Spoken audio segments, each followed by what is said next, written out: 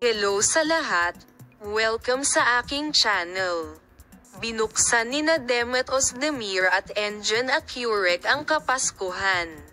Ibinahagi ni Demet Ozdemir at Engin Acurec, na nagbukas ng panahon ng dagat, ang mga sandaling umibig sila at pinapurihan kami ng 41 beses.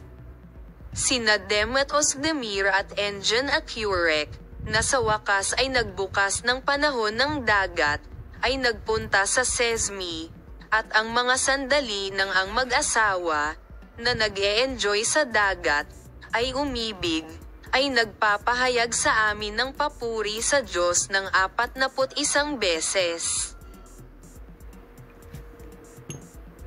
Dapat kilala mo ang mag-asawang Demet Ozdemir at Engin Acurec, na ikinasal noong 2016. Sina Demet Ozdemir at Engin Acurec, na gumaganap pa rin sa mga serye sa TV na marami sa atin ay nanunood ng may pag-uusisa, ay naging isa sa mga pinag-uusap ang mag-asawa sa agenda ng magazine.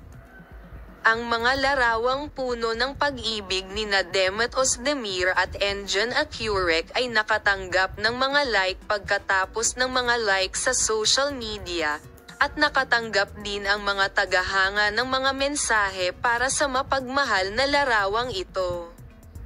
Maaari mong panoorin ang mga larawang ito mula kay Demet Ozdemir at Engin Acurec sa aking channel. Bye-bye!